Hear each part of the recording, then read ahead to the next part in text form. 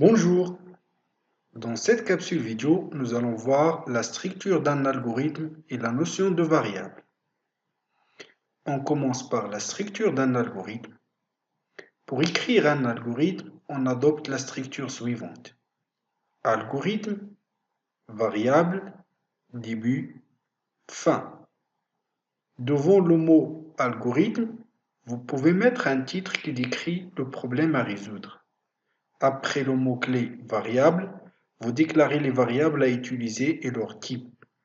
Et entre début et fin, vous mettez vos instructions. On passe maintenant à la notion de variable. Supposons, vous voulez écrire un algorithme qui calcule la moyenne générale d'un étudiant.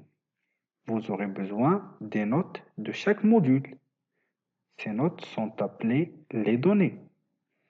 Pour stocker ces données, vous aurez besoin des variables. En effet, une variable peut être vue comme une boîte avec une étiquette pour l'identifier. Pour accéder au contenu de la boîte, il suffit de la désigner par son étiquette. En réalité, une variable est un espace mémoire utilisé pour stocker les données. Revenons à notre exemple. Pour stocker les notes des trois modules, nous aurons besoin de trois variables que nous nommons notre algorithme, notre algèbre et notre programmation. Dans la mémoire, un espace est réservé pour chaque variable. La taille de cet espace dépend du type des variables. Les types des variables sont répertoriés dans ce tableau. Le type entier est utilisé pour les données numériques entières. Par exemple, 5, moins 7, 1200.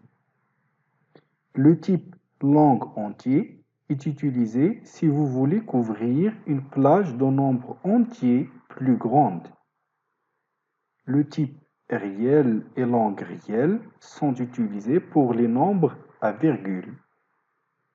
Pour stocker un seul caractère, par exemple A, B, etc., on utilise le type caractère.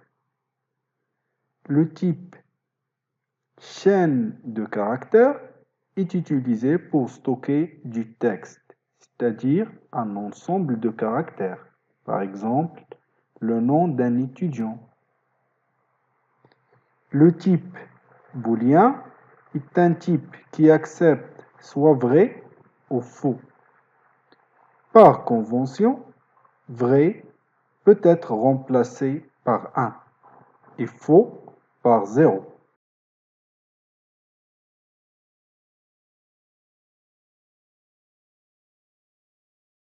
Pour résumer, les variables sont utilisées pour stocker les données.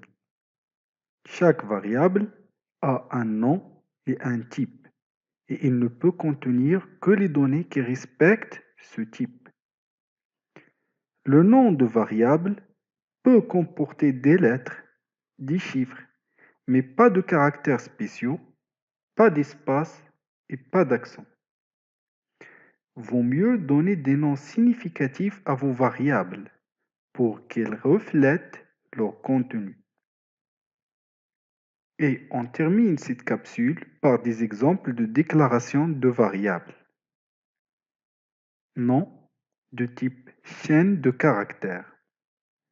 Prénom étude aussi est de type chaîne de caractères. Remarquez ici l'absence d'espace qui est remplacé par un tiré bas. Note 1, virgule, note 2, virgule, note 3 de type réel. Ici, nous avons déclaré trois variables qui sont du même type, réel. Valide de type booléen. Ça veut dire que valide est une variable qui ne peut prendre que vrai ou faux, ou bien 1 ou 0. Âge est de type entier. Il ne peut prendre que des valeurs entières. Merci pour votre attention.